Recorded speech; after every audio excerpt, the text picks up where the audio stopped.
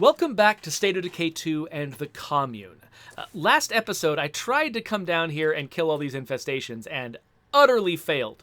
But I now have a better equipped and better skilled character that I can send down there to do the job, and so I think I can probably finish it this time. Crossing my fingers that this will work. La Coalition in the chat is actually recommending that I come up here to scout this area because there's so many materials available. But I think right now, actually, my biggest concern is food. And I know that there's a tartan mart here that I need to take out. And there's also a tavern here that might have some food. So I think because food is a bigger concern, I'm going to still go down to the lower left side of the map, the southwest corner of the map, deal with that first. But you're right. Long term, I am planning on trying to upgrade a lot of the facilities in my base, and so the upper left corner of the map, the northwest, is probably exactly where I should go if I want to get that done. So I'm trying to dodge as many zombies as I can. I got a little bit careless with the hitting of zombies with my car because I spent some time with the Salt of the Earth, who are at a lower difficulty level. But I do need to be careful about that. I don't remember what skills my community has got covered, but oh, dang it. It's very possible I don't have a mechanic. And so it might be that I would struggle to get more repair kits for my vehicles. I've got 2 in the supply locker right now, but I really should be cautious because those can be precious and hard to find.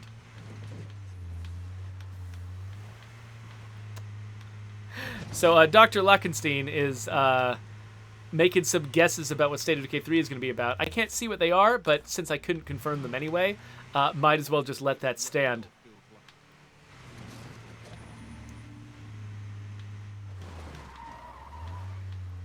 It's hard for me to read a whole paragraph while I'm driving around because I'm scared I'm going to hit a bloater.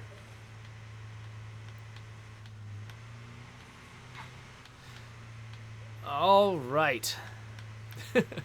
Yeah, Lockenstein is pretending that he's talking about a leak when I'm pretty sure he's just making stuff up. I hear you're up for trading. Ooh. I've got blood plague and won't last, but I've got good stuff here. Come by if you can. Oh, there's a blood plague victim who wants to trade. Interesting.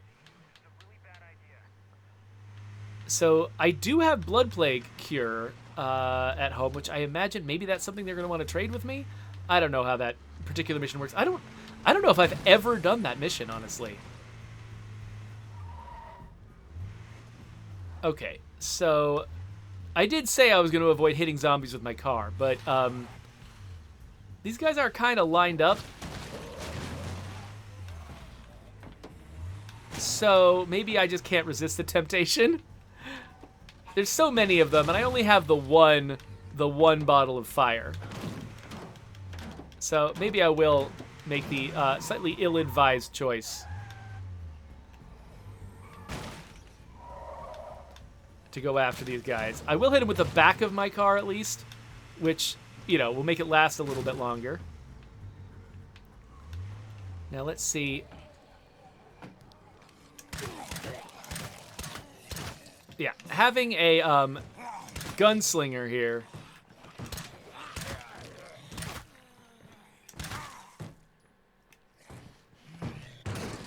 is certainly an easier way to go than the last thing I tried. So let's go looking for food. I want to bring home a food bonanza when I'm done here. Or fireworks, I guess. Okay, we got the food. I think I'm not going to have a lot of room in my inventory. Oh, crap. Anyway, what was I saying? I'm not going to have a lot of room in my inventory. So, and I've got a lot of these places to hit. So I'm going to avoid scavenging the rest. But let's head over to, do I want to go to Jester's? Oh, there's the Army Navy surplus place. Oh, and there's a shed. I also need materials. So I'm going to go hit up the shed for materials. I'm going to go hit up the Jerk Chicken Shack and see if I can just load up on the resources I need. Is this place? Oh, this isn't a materials site. This is just a rando shed.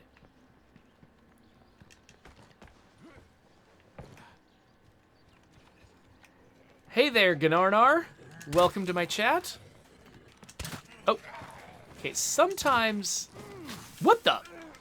Get off!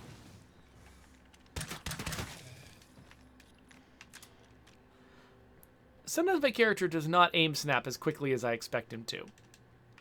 And I end up wasting bullets, which makes me sad. Alright, there should be 2 containers in here. Where are they? It says 2 containers. Oh, wait. There's one. Oh, wait. Did I just get raided? Oh, I didn't realize I was getting raided. Hey there, Aim to Please, and all of Aim to Please's friends. Thank you for coming in here. Got Mad Max R and DeMello 605. So DeMello asks, was there a character trait called Among the Dead? What did it do? I don't remember one called Among the Dead. That seems like...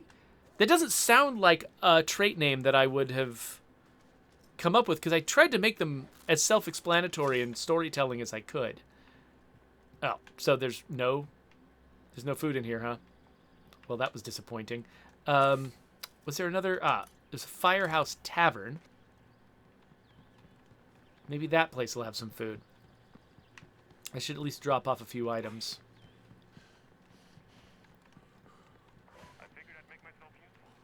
Oh, hey, somebody found a gas can. That's nice. Oh, get off.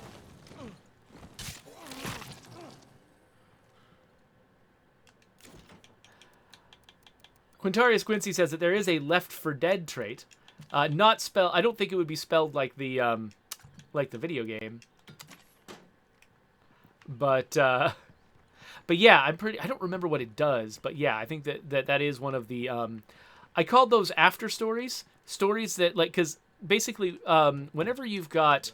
All the traits in the game have got little tags on them to keep them from interfering with each other. So basically, once a character has got a trait that says they've got a certain career, they can't have another trait that said says they had a different career. And once, characters are allowed to have like 2 different hobbies, but too many hobbies also just starts to feel like it's getting confusing. But then another type of trait that they can have is what I call a before story or an after story. A before story is a story about, their life before the apocalypse. And then an after story is a story about, their life after the apocalypse. And we limit those so you can only have 1 per character. You can have only 1 before story and 1 after story, because it would be so easy for them to interfere with each other. It would be so easy for me to, write a trait that says, this is what I did after the apocalypse. And then have another trait that says, this is what I did after the apocalypse, and it's the opposite of the other thing.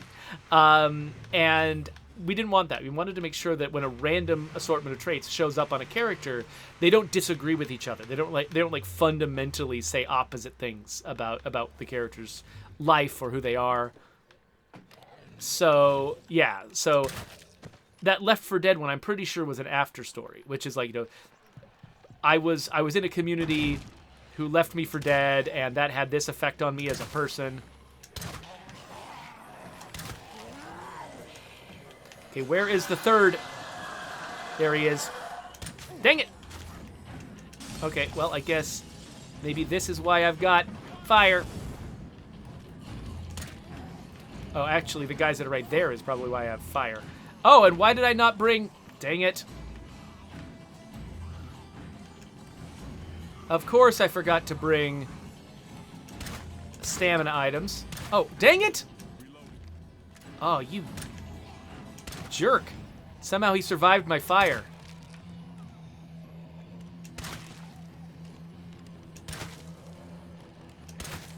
Alright, let's kill everybody. Killing everybody right now. Let the stamina come back.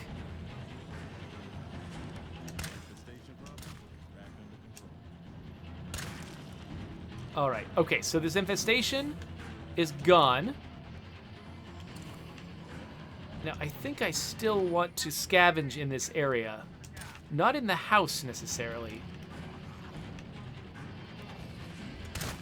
But maybe this shed? Oh, there's a horde coming. I can see it on the mini-map. So let's move fast. Oh, this is another site that may contain random stuff. It's not a materials site. I would like a materials site, please. there's another freaking hordes, man. Okay, which ones are at? Okay, that's a material site. I'm basically just going after only the sheds that don't have materials because whatever, I'm an idiot. Lily's Apple suggests that I should maybe make a checklist when I leave home because I always seem to forget what my objectives are. That's fair.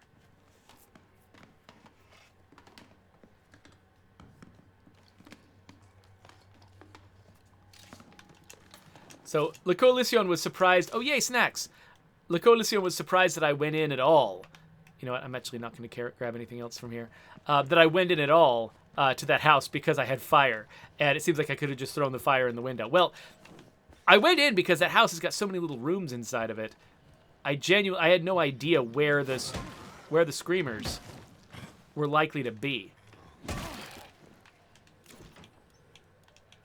Oh, wait, why did I grab that? That's not the one I should have grabbed. I should have grabbed this one. Oh, no.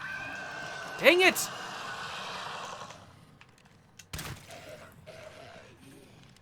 All right, this is going to be bad. Let's get out of here. I don't know what's going to show up because that screamer screamed, but I'm not going to wait around to find out. Let's come over this way. Oh, wait a minute. Oh, I really wanted to grab something from this shed, though.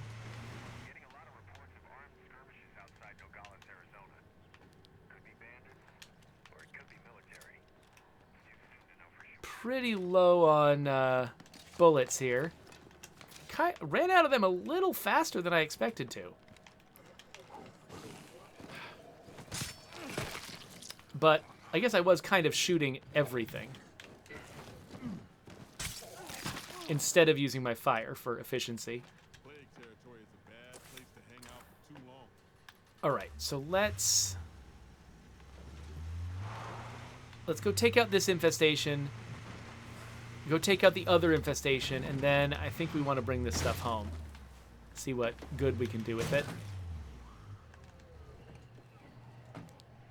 I am currently wearing a thing that is heavy.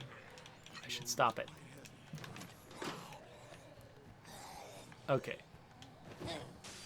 So far, I don't think the screamers are looking at me, which I think means they're not going to scream. So let me see how many of these guys I can take out before the screamers are a concern.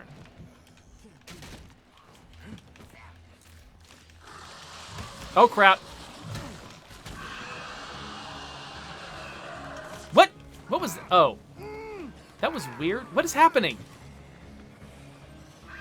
What the heck is going on?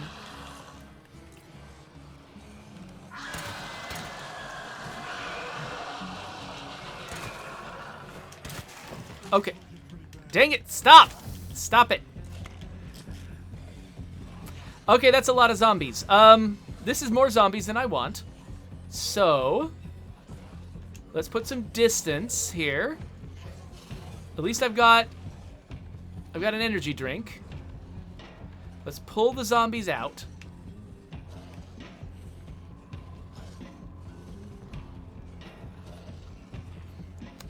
I might need to at least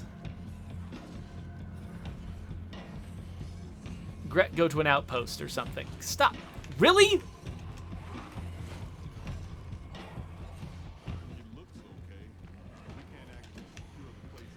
Okay. Nope. Nope. I did not let them get far enough away from me. Okay. Okay, cool. Yeah, there was like a whole extra horde there and everything. So, okay, where do I want to go? I don't want to go all the way home again. So, we're going to go and we're going to claim this house. Because now we have, finally, enough influence. Last episode, I tried to claim that house and found I couldn't afford it. But now we've got enough influence to claim a house. So we're going to claim a house. I'm going to try not to get too close to those zombies over there. Because if I pull them into the house, it makes the house harder to claim.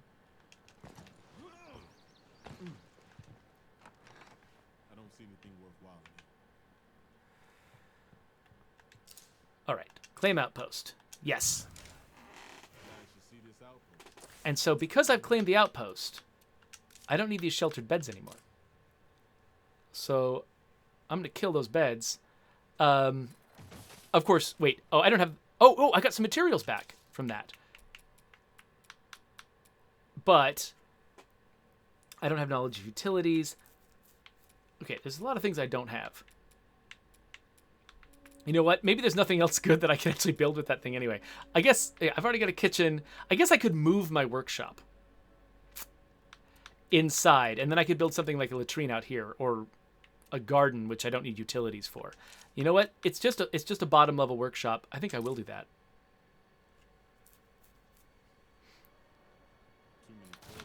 But then let's build it again real fast. And other outpost options include dropping off all my crap. Let's drop off my crap. Dropping it all off. And let's grab some snacks this time. Let's replenish this. And I do not have the ability to grab fire, but that's fine. I think once I go back in there, better equipped, I'll be good. Okay, so let's take that off of this gun. What other gun should I grab? What do I have a lot of? I've got a lot of 45. This is a primary. So let's... Okay, let's take off the Clio accelerator just because that's valuable, but I don't think this character is going to use it right now. Instead, let's go... Well, actually, let's grab this Mac V, or Mac 5, or whatever we're calling this thing. Oh, wait, no, it doesn't have room for a suppressor. Oh no, but it's got its own internal suppressor. That's right. So I don't need the suppressor either. Great, awesome. And then for my sidearm, I guess we'll grab a loud one, yeah, let's grab this Hunter's Viper just as a backup. All right, so we'll load the Viper. I'm not really going to use the Viper. I guess I might as well put a brake on it just to make it even more powerful, because why not? Drop the extra bullets. And I think we're okay. Yeah, all right. So we're going to go back to that infestation. We're going to try to clear it out. Oh, wait, does my car... We have a juggernaut here. We have a juggernaut here. Great. Does my car have something in it that I can turn in? Yes. Let's go drop that off. Where did I see it? Oh, there's a juggernaut right there, huh? Oh, it's across the mountain from me. Why did I just do that? I was about to say, if I'm confident that I can survive Blood Plague, I wonder if it would be worth it to try to take that juggernaut out with my heavy weapon. I don't think I'm good enough at fighting juggernauts to, like, go toe-to-toe with it in melee right now. That seems like maybe I'd want to be in peak physical condition before doing that. Oh, La Coalition says that one thing I could do is call in a trader over the radio, like the Independence trader, to sell all of the extra stuff that I've got in my inventory, in my supply locker, if I need to get influence. That's true. I think right now influence isn't an emergency, so I think I'm fine, but that is a good idea. If I was hurting for influence, or maybe back when I was hurting for influence before, maybe that's when that advice would have been useful. Oh yeah, Coalition points out that I wouldn't actually have to I don't have to kill the Juggernaut all the way down in melee. I would just need to strike the killing blow in melee. That's true. I think my main fear was just, a lot of my methods for doing damage to it quickly involve shooting it a lot of times with something powerful, and that would attract other zombies and get me in a level of trouble that I think I wasn't really equipped to deal with. And so, like, I think I was thinking that if I was going to fight that thing, well, if I was going to fight that thing, what I would want to do... Oh, crap. What I would want to do is fight it in melee so it would stay quiet. And I wouldn't end up pulling in a bunch of other zombies to fight me. Oh, get off. Get off the car. Get off the car. Get off the car. No, don't you get on the car too, idiot. Okay. I know there's a plague sample down there, but I don't care. One more infestation, right? Yes, only infestation? Cool. Okay, last infestation, and then that problem is solved. And then I come home with the food that I've got, which is, oh gosh, bloaters. Probably not enough food to solve my problems. If I can see an opportunity. Actually, wait, what kind of... Oh yeah, that was a rando shed. Well, I'll look around when I'm over in the east.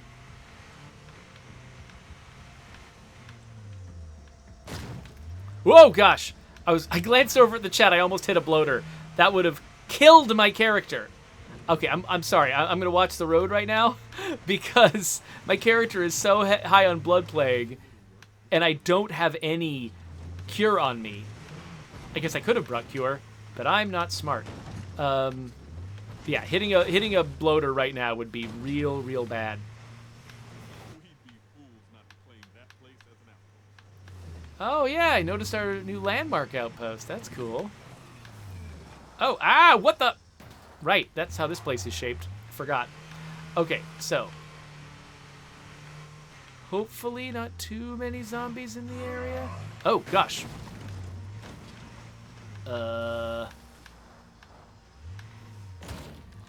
Okay. Do I have a friend chasing me here? Yep.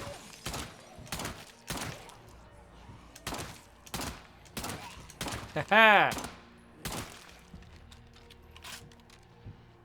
Oh man, I love gunslinger. I should say gunslinging.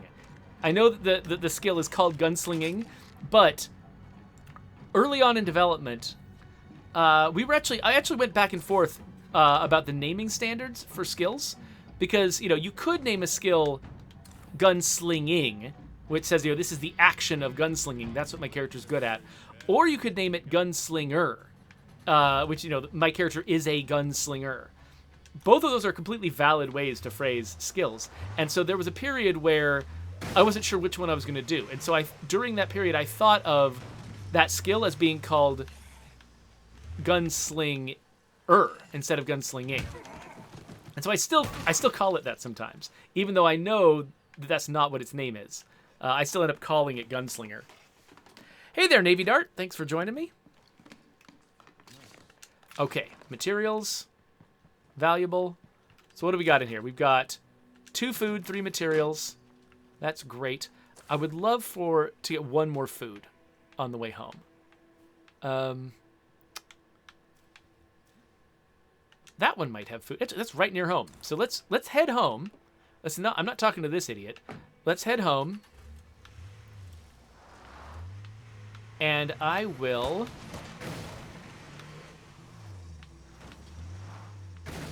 try to raid that barn on the way home. Now that barn might have food or it might have ammo. Either one of those is something I'd like to have, so I'm not too worried about it. Like if I wanted to guarantee that I would get food, I could go to a restaurant or a Tartan Mart or something like that, but I think that I'm kind of actually agnostic about whether food or ammo would be better. So, I mean, food is my immediate goal, I guess. I probably would rather it was food. I do have plenty of ammo, and loss of ammo is not, or lack of ammo is not currently causing me headaches. But I don't mind if it ends up being ammo, so.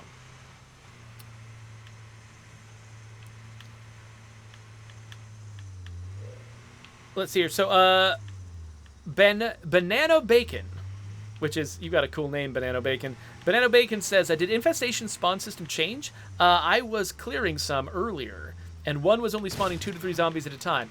I don't know. I mean, yeah, so I think early on in an Infestation's development, it does have pretty few zombies. 2 to 3 seems really low. But if you caught it when it was brand new, I mean, I wouldn't be surprised if it was trying to have, like, say, 4 or 5 zombies. Not very many zombies, and then, if something went wrong, it might only end up with a handful. I don't think we consciously changed it, though. I think that it's just very easy in a big, complicated, random game like this for stuff to not work the way we intend. So I wouldn't be surprised if that was just a bug. Or if, maybe it's possible that very early in the development of an infestation, maybe it's possible for it to have that few.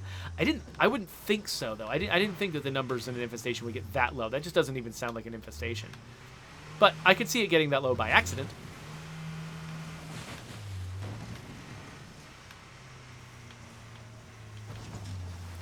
Coalition is also suggesting that it's possible you might have killed some that were like if some of them wandered free, you might have killed some without realizing you were killing members of the infestation. That's also possible. Or at least it sounds possible to me. You might hear that and be like, no, I obviously didn't do that. But you know what I mean. That's a thing that can happen in the game, I guess is what I'm saying. Okay. Anyway, let's keep searching. Yes. Ooh, we got both. And unfortunately, I can't pick up both. So, actually, wait. I've got a lot of room in my inventory. Let's yeah. Hello. Oh, get off. So what am I doing?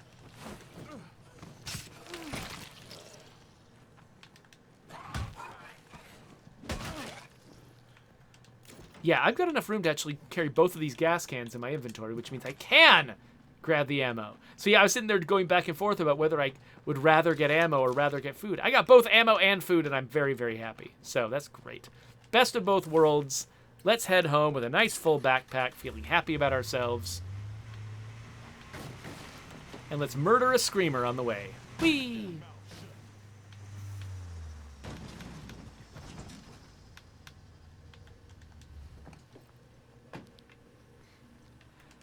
All right. Put that all in there. Drop that off. It's weird switching from, I was playing the Salt of the Earth earlier where every time I drop off anything, they say, we don't have room for that. Every single time. So being able to drop off everything because I just have so little actually kind of feels good. Okay, so now I've got 24 materials. So I can... There's lots of things I can do. Now, do I care about a latrine? Let's see. Ooh, check me out. My morale is at 2. That is not a negative number. Oh, that's great. Makes me so happy. Okay, so, but my food is going to be messing with me. My food is going to keep going down, and right now it'll dip my morale again if it possibly can. So we need to be very careful. Now, upgrading my food outpost would cost 800 influence, which I do not have. Let's upgrade the workshop so we can make more stuff in there. And, oh, can I put a mod in here? Ooh, I can put a CNC mill in my auto shop. Oh, that's great. And then I can put something else in here whenever I get the time. All I've got is fertilizer. So I'll need to install some fertilizer in this garden when it's ready. So I'm just, right now, I mean, this is not the most efficient way to make food, but I'm just taking everything I can get right now because my food situation is so dire. Folks are eating they're eating 5.5 food a day. So the lower I can make that negative number, the absolute value of that negative number, the happier I'm going to be. So let me catch up with it. Now that I'm kind of in a safe-ish place, let's catch up with the chat here a little bit. Oh, the Coalition is suggesting that actually maybe one thing I could build would be a gym to get a stamina bonus for my people. Especially since some of my people are fairly new and haven't developed their cardio yet. That would be a good idea. I think I'm more concerned about my food situation and potentially dipping my morale. So I think I'm going to go with the strategy I've got. But that is good advice, Coalition. And maybe once I move to a larger base, that is one of the first things that I should do. Oh, so Wizard491 asks, can I explain the hidden difficulty that is tied to standing? Sure, if you'd like me to. So if you look at your community here, so I've got I've got 5 people in my community right now, and each of them has got a stat called standing. So Boots here, he's maxed out his standings, and he became a hero, which made him eligible to be a leader. Similarly, Guillermo is a hero. And Elijah is a hero, which means that they're not personally gaining standing, at least not visibly. They're not gaining standing. Mary is only a citizen, which means that she actually needs to gain more standing before she can upgrade to be a hero. And Tiffany's a recruit, which means she needs to fill that standing meter before she can become a citizen, and then fill it again to become a hero. And so standing is basically how we show, how long a character has been in a community and how much they've impressed their other community members. And once you get it all the way up to the maximum, you get to be once you're a citizen, we reveal what your potential hero bonus would be. And then once you become a hero, you earn that hero bonus. So for instance, Mary is going to give people a +3 to morale once she's a hero. So that's what standing is. It's this thing that you earn that levels you up from recruit to citizen, from citizen to hero. It unlocks your ability to become a leader. It unlocks your hero bonus. And the way you earn standing is doing just lots of things in the world. Pretty much everything that earns you influence by performing actions, not by selling things, but by performing actions, also usually earns you standing. So, killing zombies, completing missions, I think bringing resources home might do it. I'm not sure. But just playing the game with the character, they're going to earn standing over time.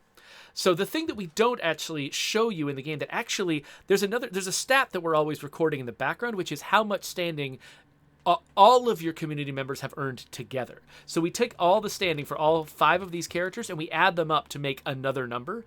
And also that number, even if a character has maxed out their current standing, so they're already a hero and they can't gain any more, they actually still secretly keep gaining standing in the background. And that standing, it doesn't earn them anything as an individual, but it does raise the overall standing of the community, which is a hidden stat you don't see. That overall standing level of the community, that is what determines the progression of difficulty in the game over time. So, like for instance, early on in the game, when you're playing at standard difficulty, there are no ferals and there's no juggernauts. But when you reach certain aggregate standing levels, will unlock ferals and will unlock juggernauts. And similarly, the zombie populations in general will go up over time as that standing level increases. But because it's not just the thing we're not doing is sort of putting all of the standing into a big bucket for the community that just always stays with the community. It really is aggregating the standing from all of your characters. So if you get a character killed, the overall standing of your community drops because you lost that character. And so that means that the overall standing level. So the difficulty changes that we're doing, they're not actually based on your current standing level. They're based on the highest level your standing has ever been as a community. So as you know, if you're keeping your characters alive and they're all gaining standing all the time, that number's just going up and up and up and up and up and unlocking higher difficulty levels and larger zombie populations and scarier freaks. But if you lose a character, your current standing for the community drops, but that standing high watermark stays where it is. So the difficulty doesn't drop with the loss of the character. The difficulty stays the same, but now you've got this gap where you need to actually earn more standing to get up to the point that you were before, and then difficulty starts increasing again. So while the difficulty never goes down, the difficulty pauses and doesn't get any worse right after you lose a character, and while you're sort of earning back to the point where you were before. So that's how that works, Wizard. So if you were curious about sort of the details of that mechanic, there you go. You've got it. I thought that would take enough time that these things would be finished building, but it did not. So I guess I'll read some more in the chat here. So Ed Blake says, you might want to check out old indie zombie games like Dead State or Rebuild 3. There's a chance you'd find a gameplay or community management aspect that could be implemented in State of Decay 3. So I actually have played both of those games. I didn't play that far into Dead State, just because I have trouble, top-down RPGs for me, for some reason, give me anxiety. I think it's because they tend to be fairly slow-paced. I struggle to play them long-term because I've got a very hectic life with a lot of responsibilities, and a game kind of has to actively be grabbing my attention all the time for me to not start feeling anxious about the things I'm not using my time on. So Dead State was difficult for me, not because there's anything wrong with the game, but just because that entire genre of games tends to be slow enough that I really struggle to keep my attention. So it's not a knock on the game, it's just me. There's so many games that I know are very good, like say Obsidian's top-down RPGs. I know they're very good. The parts of them that I've played, I've really enjoyed and thought were great. I can't play them because I've got this anxiety issue with that entire genre of games. So I played them for a short while. I'm like, oh man, I'm going to love this. And then I end up not getting very far. It's very rare that a game like, say, Disco Elysium will actually be weird enough that it'll keep my attention despite being a part of that genre. However, I did play some Rebuild 3 too. It might have been original Rebuild or Rebuild 2 that I played. I don't know if I've played 3. I don't remember which iteration of the game that I played, but I did play that. I did find that really interesting. I think I played the original Rebuild, maybe even when it was just a Flash game, before I even joined Undead Labs. That series is really old, but I definitely played that, and it wouldn't be a bad thing to probably go back and check it out again, and see what I could learn from it. So La Coalition said, remember our suggestion about adding rewards for long-term communities? Could that be applied using the secret standing stat? It could, but if the player is chasing a reward on purpose, you'd want it to be with a stat that they can see. That's actually something, when we're talking about sort of developing character systems and stuff, or progression systems in general. Sometimes you've got stats the player can see and stats that the player can't see. And I've got kind of like a rule of thumb in the back of my head where if the player if the player cannot see the stat, then you can still use that stat to inform things in the game that the player doesn't expect to have control over, like zombie populations. The player doesn't expect to control that. The zombies are doing it, and so it's okay if a hidden stat determines what the zombie populations are, because the player doesn't have any expectation that they should be able to control it. But if you're talking about something like a reward that the player expects to earn, then players are going to be like, well, I want to know how to earn that. I want to know the details. I want to be able to target it and do it on purpose. And if the player is going to be thinking that way, then it has to be a stat that the player can see. So that's the kind of thing that I try to think about when I'm developing systems like this, is like, what can the players see? What can't they? We don't want to let the player see everything, because that just is overwhelming. It's too much information. A lot of people would be put off by a game that shows them too much. So we carefully choose what the player sees and what they don't. And then we make sure that that things that the player cares about, that they want to do on purpose, are tied to the things that they can see. That's the goal. I think there's probably great examples in State of Decay 2 of us failing to do that well. A mission that creates infestations. I missed out on that mission. Oh, I'm so sad.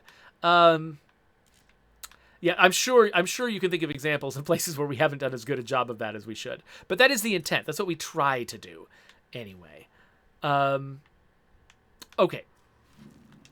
So now I've got to figure out what I want to do next. This base is just surrounded by monsters. I love it.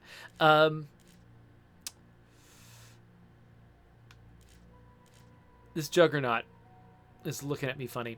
So, okay. Elijah here, is he actually a powerhouse guy? He's not. He's just a backpacker who happens to be carrying a heavy weapon. Do we actually have other heavy weapons? I like his heavy weapon. I like him to keep it. Do we have other heavy weapons? We got a drive shaft club. Okay, so what I'm thinking is, I wonder if it might be fun to grab a character. You know what? I probably need to upgrade my infirmary, don't I? Yeah, my characters are keeping their injuries forever because I forgot that I had not upgraded my infirmary. So, I was thinking about stuff like, oh, maybe I should go fight a Juggernaut or something. No, I shouldn't fight a Juggernaut. I should go get some more materials so I can upgrade my freaking infirmary and my characters can be in good condition ever. So, let's do that. Guillermo? How are you doing health-wise? Guillermo's fine health-wise. His stamina is garbage. He's got enough bullets to be useful. He does not have a primary weapon, but you know what? We can get him one because we just picked up a whole bunch of nice ones, like this FBI fighting rifle. So that he's got that FBI fighting rifle as a backup. It's got a vintage rifle compensator. That's right. He's a knifey guy, and he should probably have some snacks. Okay. So yeah, I think we're ready to end this episode, but the next episode, I'm going to run out there, and I'm going to grab some materials, and I'm going to follow La Coalición's advice and go over to this neighborhood. Let's go there. I'm going to head over to this neighborhood and grab as many materials as I possibly can so I can upgrade that stupid infirmary, and because it costs material. It only costs materials, right? The upgrade is 12 materials, which means I think that's only like 2 rucksacks, right? But let's grab as much as I can so that we can upgrade the infirmary and these characters can actually start healing ever from their injuries. All right, so let's pause this and I'll read the chat a little bit more. Oh, so Dr. Lackenstein says, I saw that you enjoy XCOM 2. Do you think the relationships mechanic from that game might make its way into State of Decay 3? So I'm not going to talk about State of Decay 3 at all, but I did have an ambition, even before we released State of Decay 2. I wrote up a design for a relationship system that is very similar to the one in XCOM 2 for State of Decay 2. It's still on the idea board. It's something that we, could consider doing someday, though that belongs I'm not on that team. I don't determine their priorities. But the idea of having characters capable of spending time together and sort of assigning a relationship between two characters where they get some kind of benefit from it over time and maybe some additional reaction and response to when a character's friend dies. I thought that could be really, really fun. So there's a lot of things we could do with a mechanic like that. And so I really like the idea of doing it. And it would totally fit into State of Decay 2. It would totally work in State of Decay 2. But it would also take some time and effort. And you'd need, this game is already very complicated with a lot of menus and a lot of UI. And it would take a lot of menus and UI to make that mechanic visible, to make it work so you could understand it. So I'm not sure it would be the best idea to implement at this point in the game. And that decision belongs to somebody else. So I'm definitely not going to tell you one way or another whether it's going to happen, because I don't know. But I think it could totally work in theory. But so could 900 other things. So, it's just one thing on a list. Oh, T Tragic just showed up and threw a bunch of emojis at me that I can't tell what those emojis are. Oh, wait, this is multiple people. This is Brandon Dunbar raiding my channel. That's what this is. So, hello, Brandon Dunbar. Thank you for raiding my channel with your buddies. I appreciate it. All of you all got this emoji. It looks kind of like a turkey leg, but also maybe it's like a barbed wire bat with blood coming off it, or maybe it's a manta ray. I can't quite tell what it is. But, yeah, I'm happy to have you all here. Okay, so yeah, apparently it is the Lucille bat. Okay, cool. So my second guess was right. Awesome. But yeah, good to have you all here in the chat.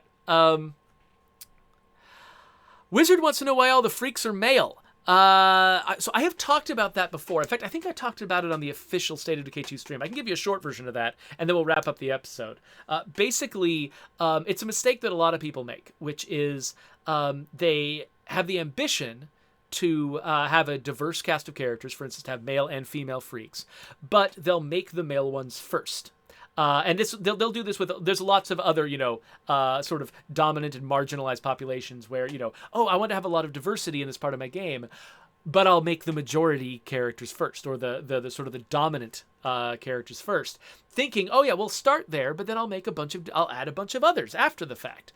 And then when push comes to shove and logistical issues get involved and you run out of time, you end up only having the first one that you made. And so it's very, very easy to do something. So that's basically what happened. We actually did have ambitions to make male and female versions of all of our freaks, but we made the male ones first. And so when we ran out of time and resources, we had to devote them to other things, we didn't end up ever making the female freaks that we wanted to make. And so we had these, we were very proud of ourselves for having these goals of having the game's characters be more diverse. But then, because we did things in the order of, dominant population first, marginalized population second, we ended up cutting all of the female freaks. So I've talked about that before, and it's a mistake that we made that I think, I hope, cross the fingers, we do not make that mistake in the future. Hopefully we learn from that lesson and basically, it's okay for some of your characters to start belonging to the dominant population, but also some of your earliest characters should be from other demographic groups, and have a nice, diverse group of characters from the very outset. And if you start there, then you're not going to, stumble into logistical problems leading you to make mistakes that you regret later on. So it's one of those things where it's like, you can have the best intentions, but if you don't actually think it all the way through, you can make strategic mistakes that still ruin your best intentions and end you up in a place where you didn't want to be. Coalition says female freaks confirmed. They're confirmed as a thought in my head. I'm definitely not making any promises because we've made mistakes before. We can make mistakes in the future. So no, that's not a promise. That's not revealing any features or anything like that. That's just me saying I hope we do a better job. Hopes are not confirmation. They're just hopes. Anyway, okay, let's wrap up this episode with a subscribe button for YouTube people who are watching the show later on. I think I might actually have time to do one more episode tonight. I was not thinking I was going to, but I guess I will. So we'll put that there when it's ready.